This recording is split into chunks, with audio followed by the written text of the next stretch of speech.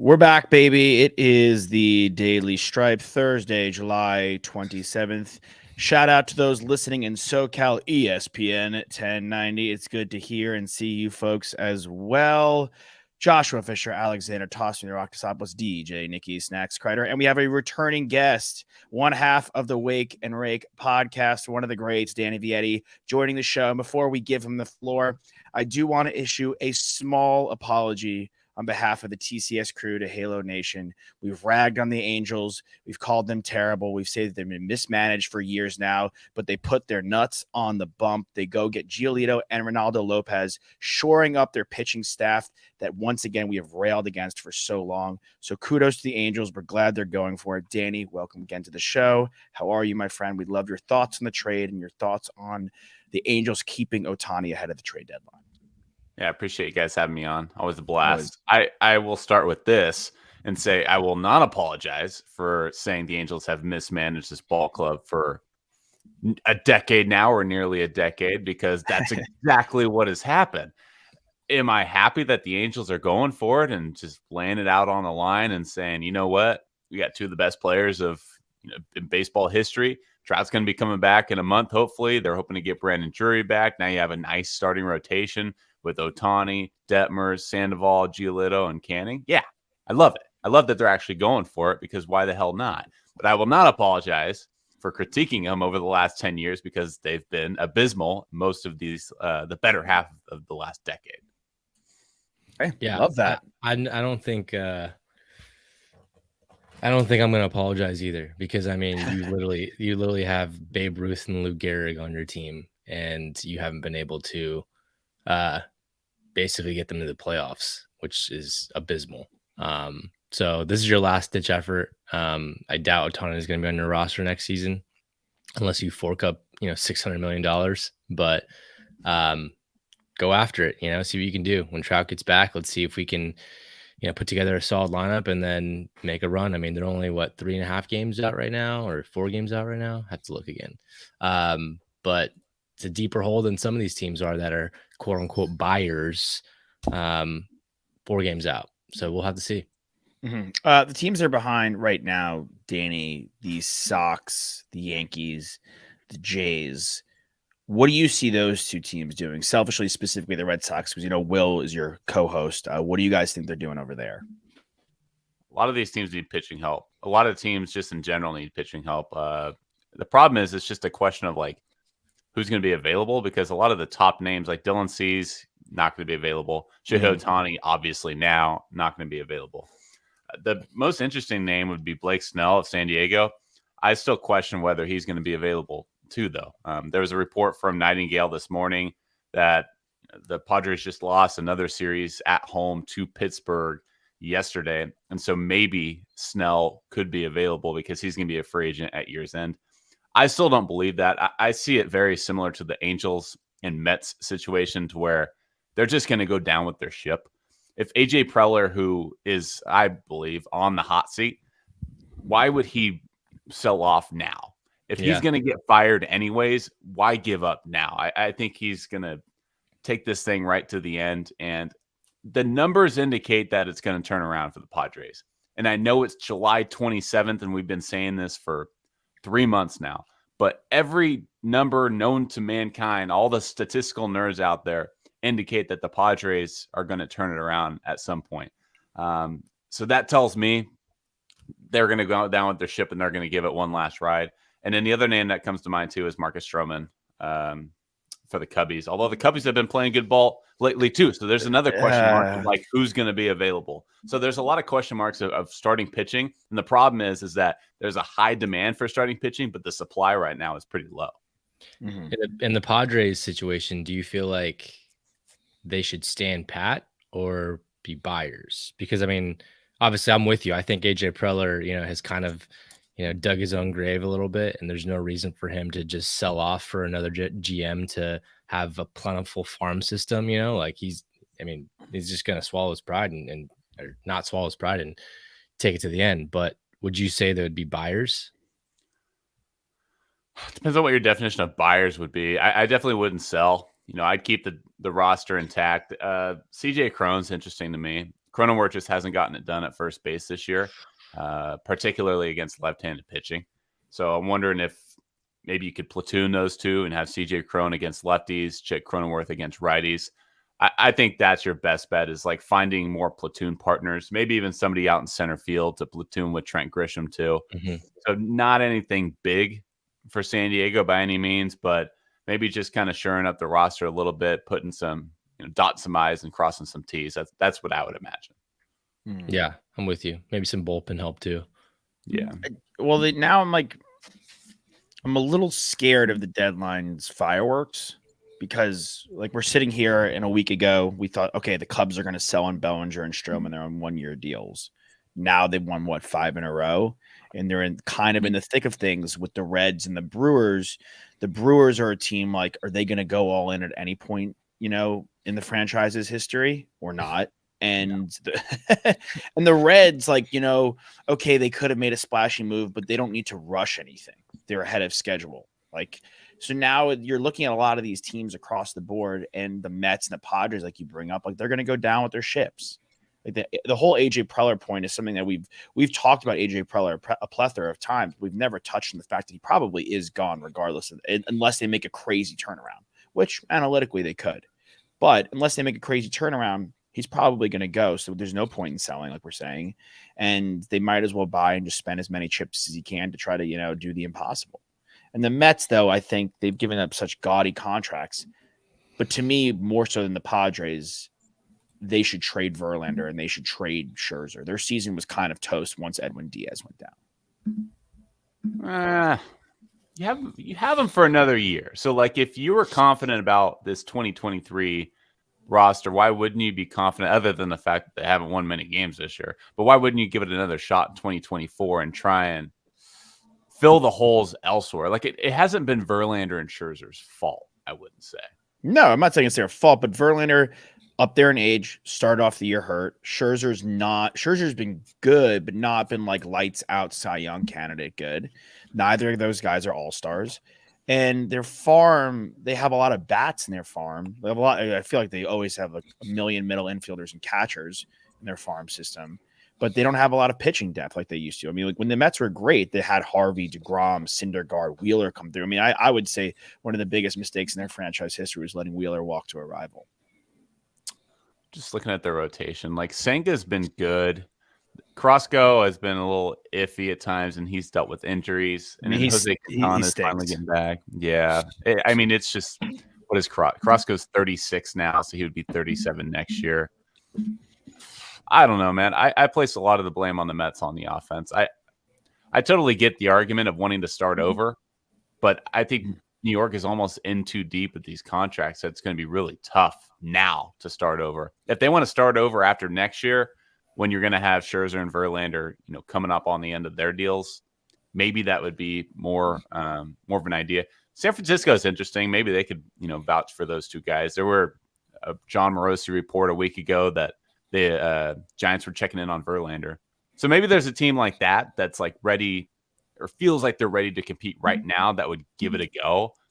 I just feel like the Mets are in a situation unlike any other in the league, where they have old guys on a couple of year contracts, and these guys are making $43 million this year, and next year, which is that's a tough hole to dig yourself out of. Yeah, I'm with you on that. And I think, if you're looking at it, you have to find a team that is in win now mode, of course, like the Giants, that can maybe give up a couple of prospects, because like you said, if it's kind of short deals, maybe look for the future to see if you can just grab prospects as quickly as possible. I mean, $43 million is a lot, but I mean, it is Justin Verlander. He is a Cy Young winner. He is up there in age, but I'd take him on a rental deal if I have the room on my payroll to pay him and make a little run here. Maybe a move. Too. I was going to say, what about the Rays? Eflin going out yesterday. I think he has to go get an MRI. I don't know what the results of that are yet, but if he's out for some remainder of the season or the rest of the season, with what they've already lost, his Springs went down earlier this year. That's the team that before, a week and a half prior to the All-Star break, that was the best team in baseball. And now all of a sudden They're not leading their division, and they're not the best team in baseball. And we know how far they've taken it, in playoff runs past, and what that would mean for them to get another crack at it. And I think Verlander would be a guy that could get in there and really change things up for them. Yeah, I'd love to see Tampa just go for it. Yeah, like what? That's what we've been saying. Like there's so many teams like the Brewers and the Rays, and like we've seen them. Like after a while, it's like, all right, you made the playoffs, cute, but like get it done. Like all right, we have. But I mean, yes, the Braves have won the World Series in the last 5 years, and their team is great. But we have a lot of Atlanta buddies acting like it's like the greatest dynasty since sliced bread. Like y'all have won the division since between World Series 18 times. And you have 2 World Series to show for it. Like at a certain point, like how many times can you make the playoffs and we just pat you on the back? Like the Rays have been to a couple World Series. They're consistently good. You got to get it done at a certain point. And now the Orioles have passed you, and they're kind of beating you at your own game a little bit with homegrown talent. I really wanted Tampa to get in on the Ohtani talks, even before they took Ohtani off the table. Had the prospects. Yeah, they do. They got one of the best farm systems in baseball, and they do every single year. So let's say you give up, your top. I don't even know who their top prospects are right now. I don't even have them pulled up right now. But let's say you do get rid of. Okay, thank you. Let's say you get rid of 2, 3 of them, maybe even 4 of them to get a Scherzer or Verlander or someone big like that. You're going to read the way that they scout, their international scouting, and the way that they draft. You're going to build it up within a year or 2. It's not going to take that long. And with the roster that you have Wander Franco for another 8 years. You have, I think Glasnow is going to be a free agent after next year. So you have another season of Glasnow. You're going to have McClanahan at least for another 2-3 years. He's not going to hit free agency for a while. So like your young core is still intact. Randy Arozarena you still have for a while. Why the hell not, man? Like Tampa Bay was involved too with like the Freddie Freeman sweepstakes. They actually spent some money on Franco. They spent some money on what's his name? Who did Eflin? So like they're starting to spend some money and actually acting like a big league ball club for once in regards to financial. So why not, man? Tampa, go after it. Clearly you're not the best team in the league, even though you thought you were after the first couple months of the year. Clearly something is missing. So why not, go out and give it a go? Mm-hmm. I think it's a health thing, honestly. They have 4 guys in the top 40 prospects on MLB.com. So like you have the guys. It's really good, man. And there are some guys in the middle of the infield, and they always find dudes like Yandy Diaz is an all-star this year.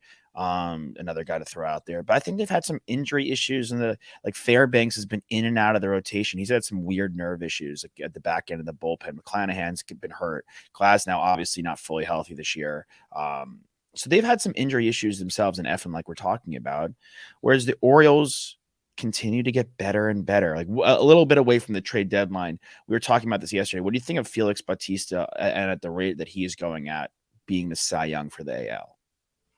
Ooh, it's the first time somebody's asked me that question. I've never really thought about it, to be honest. Who your leaders right now would be McClanahan, Cole, maybe Cole. I don't hate it because there's not really a guy that is just taking over the league, but I think Garrett Cole just has a much larger impact on his team, and that's the same conclusion I go to. Like the Yankees have been pretty much atrocious since Aaron Judge went on the IL, except when Garrett Cole is on the hill.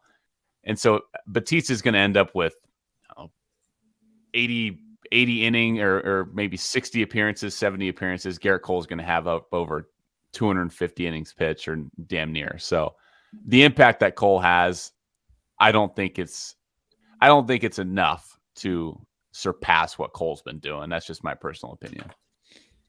Can I sell you this pen? Do it. Okay. Give it to me. Yes, obviously, I think Garrett Cole. Kudos to Nick. That was his Cy Young pick this year. Wait, Cole, Batista was his Cy Young pick, or no, Cole. I was gonna say, holy shit, give me the. Yeah, he's an absolute madman. He's a madman. Yeah, he's lost it. He's gone off the rails. Cole was his Cy Young pick. But my thing with Batista, in my mind at least, he's the best player on the team right now. He's the best. He's playing the best baseball on the best team in the AL. And his ERA keeps dropping. His whip keeps dropping. His strikeouts per 9 inning are ridiculous. He's pretty much an automatic out and an automatic save every time he steps up and heads to the hill. And the biggest reason why they've jumped the Rays is their 1-2 punch with Cano and Bautista. And, I know that there was a lot of allure around Mariano Rivera, but he's the first player ever in baseball history to get 100% voting on the Hall of Fame. And he was the backbone of that Yankees dynasty. I'm not saying the Orioles are off to the dynasty. They have to get to the playoffs, let alone the World Series first, right? But they've overtaken the Rays. As good as Cole's been, the Yankees are in dead last in a very tough division, but they're in last. And he's not – if Cole could get his ERA to a 2.2, I'll back off. But right now, he's like a 2.6, 2.7 type guy, and he's not going to strike out 300 guys this year. And I think Bautista is in a position where he could strike out like 120 dudes. It's possible. And he could get to 40-plus saves. And his ERA right now is a 0.92. If he could lower that to a 0.85, a 0.8, and his whip is like a 0.8, he's pretty near unhittable. And to me, that'd be pretty remarkable. Couple things. So one, still a lot of baseball to be played for him to really get there.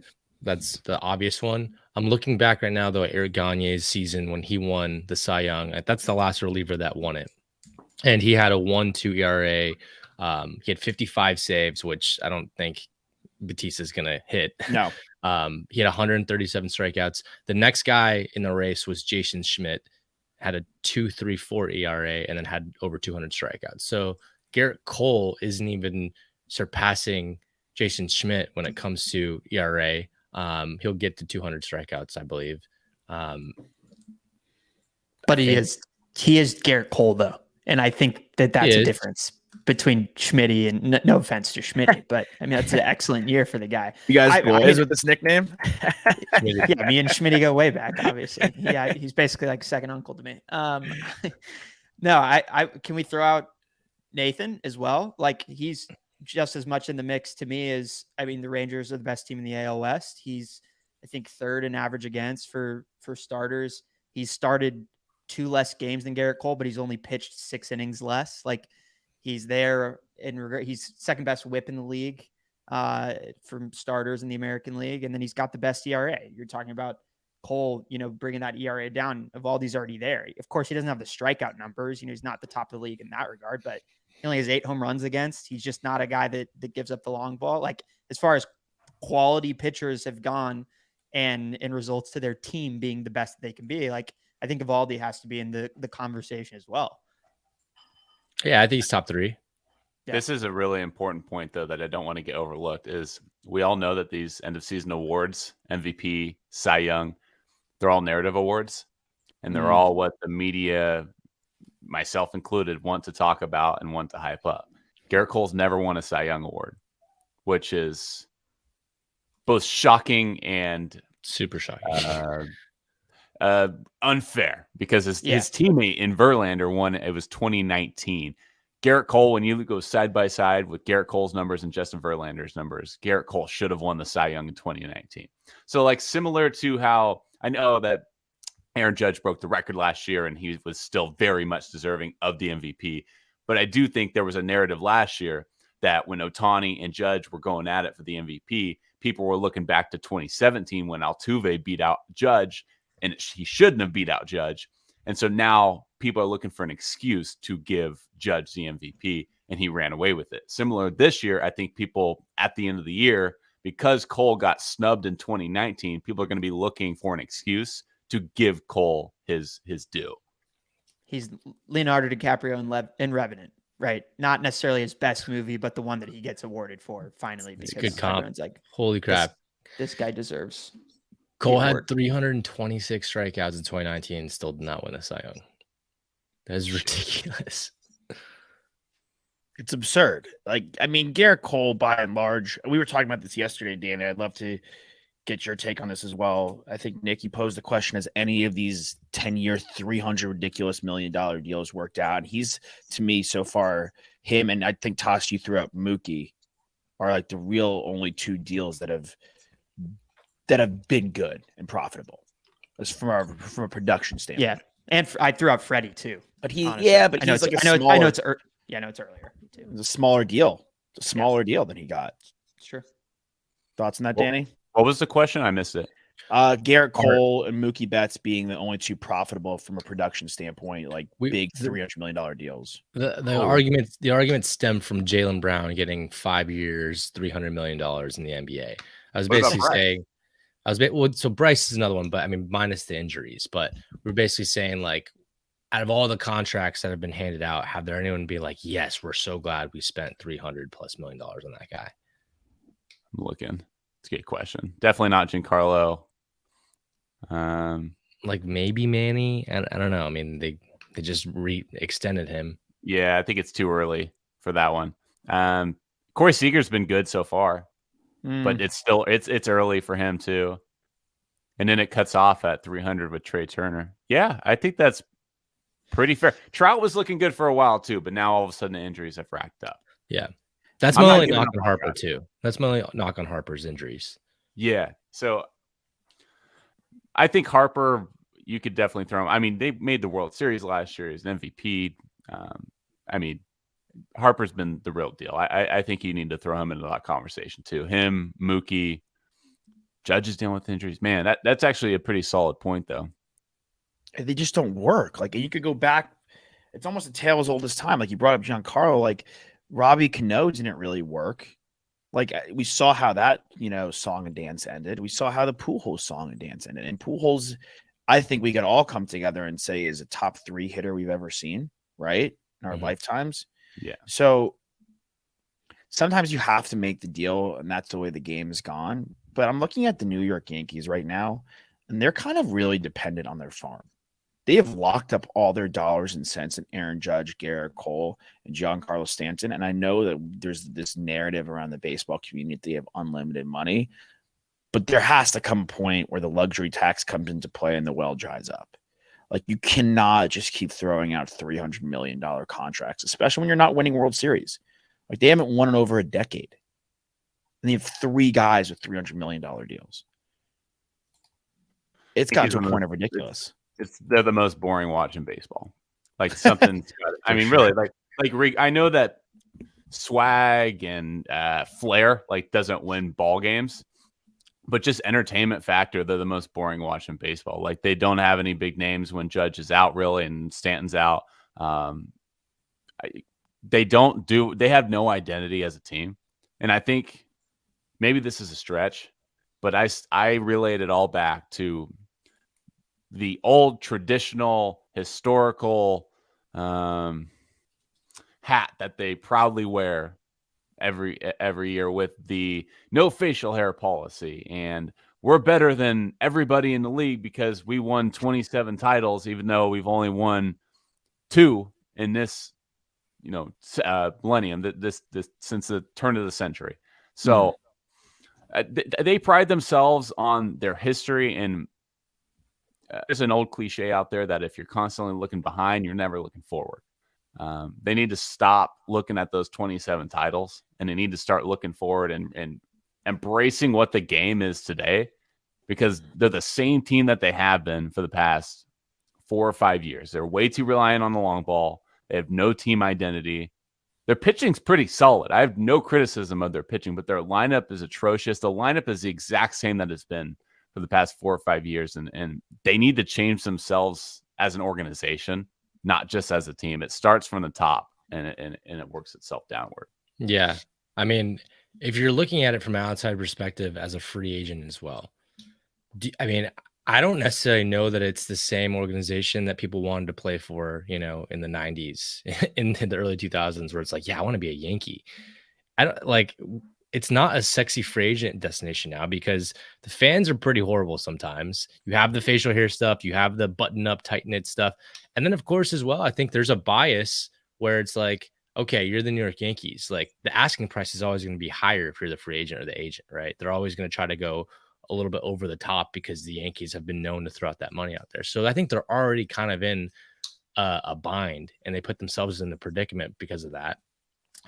So free agency these days is just tough for them, in my opinion. They have to change their culture to really kind of combat that. They're not really a cult. They're not really a team that's when they won, they didn't win on free agents. Like that's like the thing. We talk about this all the time. Like they didn't win on free agents. Go through their guys. Bernie Williams, many people think should be in the Hall of Fame. Bernie Williams, Posada, Pettit, Jeter, obviously, Rivera, like even like Roger Clemens, who came in for 2 World Series. Like they traded for him. Like that, and that to me is a utilization of the players you have on your team and your utilization of your farm. Like that counts in that regard. Like these aren't big free agent splashy signings. Like, yes, like they got one with Sabathia, but they signed Sabathia, Burnett, Teixeira, A-Rod they traded for. Like they went, like there's a certain point where you go all in so hard, like you have to get some dividends, but you go across the board. Look how the Astros and the Braves are doing it. Look how the Royals have the Royals have as many World Series in the last 10 years as the New York Yankees. Yeah. Dude, that Dodgers franchise too. sucks. Dodgers too. Like what they're doing with the farm system and bringing up guys, and like it's a threefold, right? You got to be doing it in the draft. You got to be doing it. Actually, it's probably like fourfold, if you will: international signing, draft, free agency, spending money, and actually like developing your players. Yeah, it's all development. Like we talk about your pods a lot, and especially on our ESPN SoCal show. Shout out to the 1090 fam. We're one of the worst teams when it comes to developing players. You are, but we're pretty much the farm system for all of baseball, right? We get a guy and then we trade him away, and then he flourishes somewhere else. But your best player is a homegrown kid, like the best player on the team. But is a like, guy we traded for him for the White Sox. but he's still a guy that came up through y'all's system, pretty much. Sure. Yeah. Okay, you know what? There's a stigma with the Padres that they don't make their players better, and I get it because there is like the Justin Uptons and the Craig Kimbrels, and like there is a list. Don't get me wrong, but they're already studs. They were already studs, but then they went over to San Diego. I more so mean not so developing. I more so mean like they're getting worse when they go to San Diego. Like there's a stigma over San Diego, but don't they deserve credit for Jake Cronenworth and Joe Musgrove and Ha-Seong Kim and even Trent Grisham to a degree? Ha-Seong Kim's leading the NL in WAR right now, which is crazy. We're sitting. I mean, he's good. I mean, I hope he finishes top 10 in MVP voting. That'd be awesome. He should. No, I agree. I definitely think that there's credit to be deserved there. But like by and large, you look around the league, like Sawinski for the Pirates was a throw-in trade, right? When we traded for, I think, Adam Frazier, like Josh Naylor, like those guys right now at first we could use both those guys. Yeah, you talk about the Padres needing to upgrade over Cronenworth. Like, no offense to Cronenworth, who's had a really good career outside of this year. Like Naylor would be a huge upgrade at first base over the Cron zone. And I mean, it's a bit unfortunate they consistently make these moves and just are always throwing guys away. Yeah, Alex. No, I was just gonna say. I mean, like some teams have to be career starters for guys and then ship them off elsewhere and let them become something else. Also, in that 09 team, just a couple of other guys. I just went back and looked at that roster for the Yankees. Melky Cabrera, right? Chien-Ming Wong, who had been on the team. Jabba Chamberlain, like Brett Gardner was his second year in the league. Like they had guys that they had brought up. And those guys weren't anywhere else before they were called up for the Yankees. So Jeter, Cano, like that. Kind of weird when you say Brett Gardner's second year in the league. I feel like he's been playing since the 1900s. I know. He looks like it. Dude, that's another reason Yankee fans are like on Twitter. They're always looking in the past. They're like bring Brett Gardner back. They're like bring Brett Gardner back. Like, I'm sorry, fellas, but Brett Gardner's not going to fix your problems right now. But that's what like the fans, they're Yankee fans in the Yankee organization. They're always looking in the rearview mirror. Always. Yeah, dude. Like they're. I thought the Red Sox were going to be bad this year. I really did. But I picked the under. So did I. But I'm so happy. Like what the Sox have done this year with homegrown talent, the massive, like similar to Ha-Seong Kim, like they won like the international pool this year with Yoshida. Yoshida's been awesome. Yeah. Isn't he? You could argue that the Sox have a top 5 outfield in baseball. With Duran, Verdugo, and Yoshida. You could really argue their outfield is top 5. All those guys are hitting pretty well. Duran's built for the future, too. Built for the future. Jarren Duran is a guy who, people kind of railed against last year because he didn't, come to fruition of what he was supposed to be. But he's stealing bases left, right, front, and center. He's a good table setter at top of the lineup. And Yoshita's a guy who's hitting like 320. I really feel like you guys are in a really similar situation as the Reds are right now. I would argue, I think pitching wise, maybe like we still have some young guys who haven't hit their top end. But I think the one difference between us and them is we have Devers. Yeah. Like Devers is also now a $300 million man. Devers is the first guy like that this iteration of the front office is paid. And Devers is a true proven all-star who's got like 70-something RBIs and is mashing the ball right now. He's like a real legit player where I think Ellie De La Cruz will probably become that next year. Right? Is that fair to say? Will and I talked a lot about the Red Sox coming into the year, and we both agreed like the Red Sox could be really good if all things go right, and they could be really bad if all things go wrong. And by all things go wrong, this team is very susceptible to injury. It started off with the season with Story, for whatever reason, not getting surgery until spring training, which was a question mark.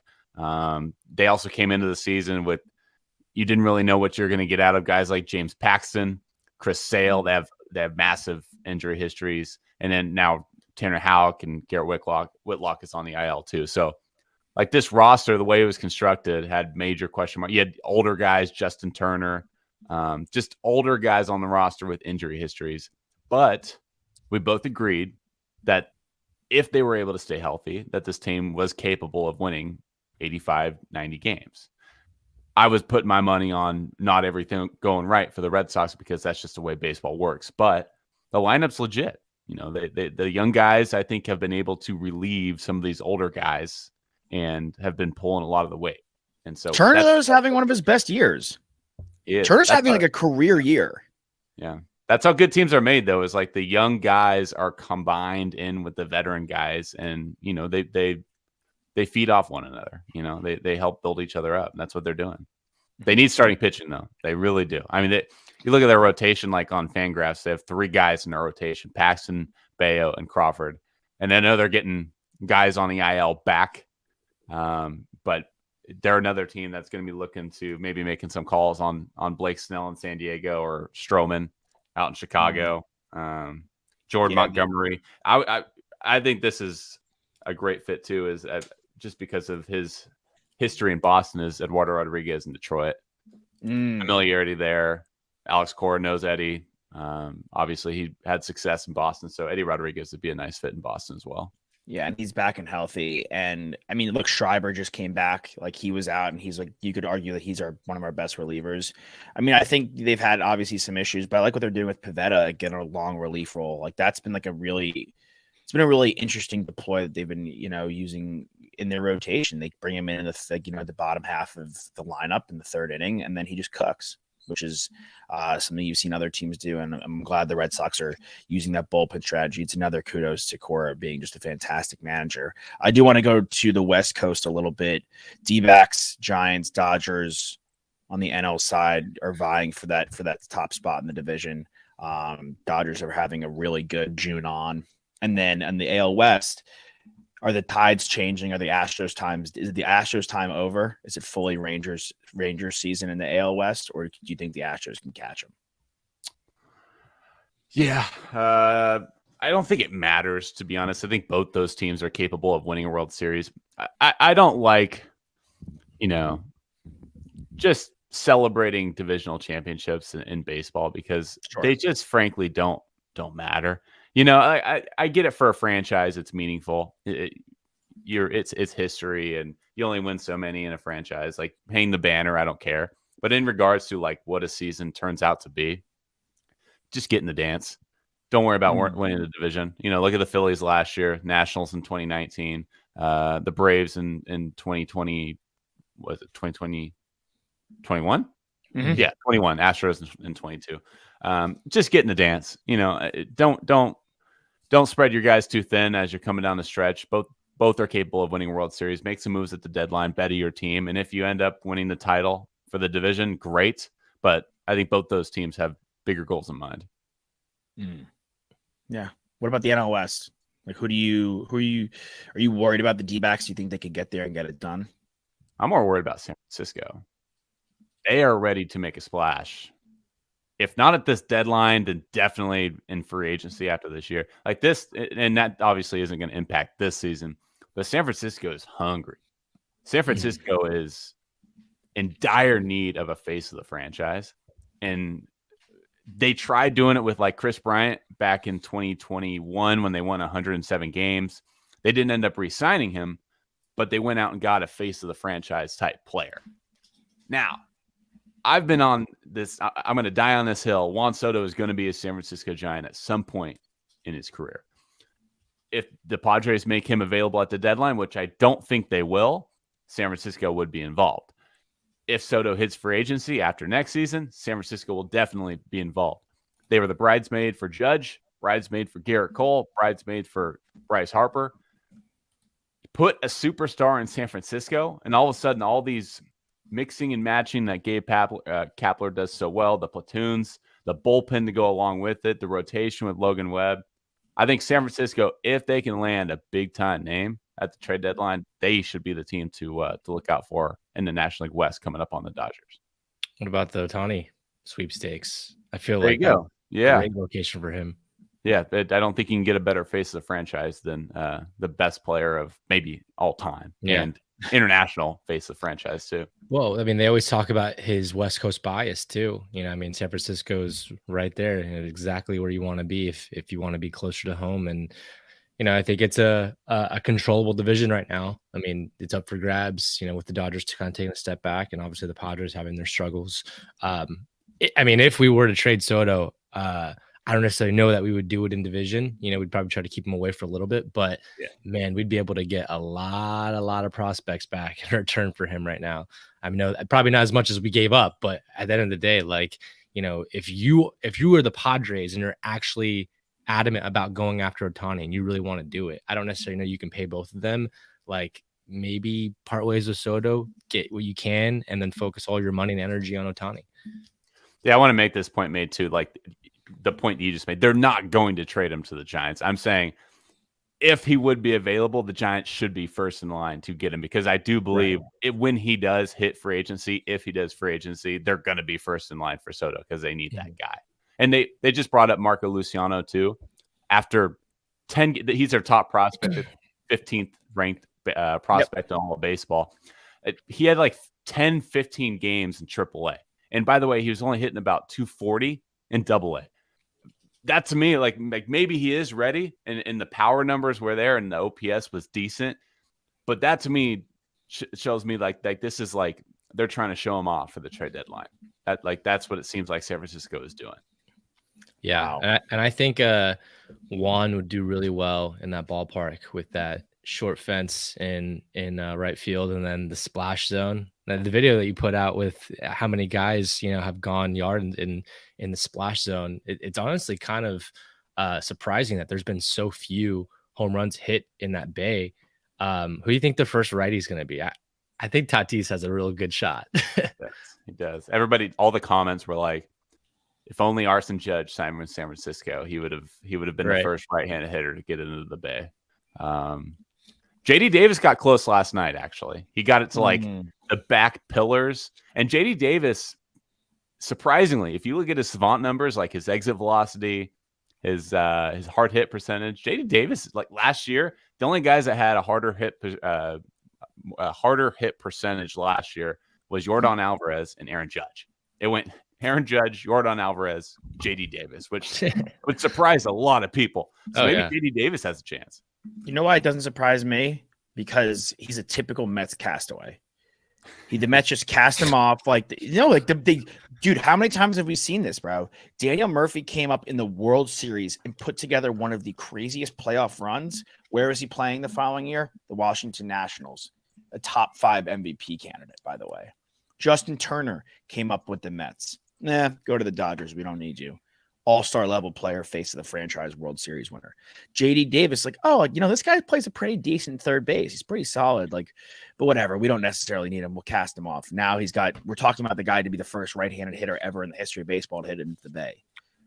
Like he's had a good season as well. And if the Giants pick him up, he's got some value. Like they find value every which way. Like, and that's why we thought Ohtani would be a fun player to go there, because you have Cobb, but Cobb's more of a number 3 in the playoffs. But Webb, Ohtani in the rotation with that bullpen, now that's pretty dangerous. Not to mention, like, hey, look, Wade gets on base. You have other guys in the lineup that are good, but would benefit massively from the Ohtani protection and get on base more.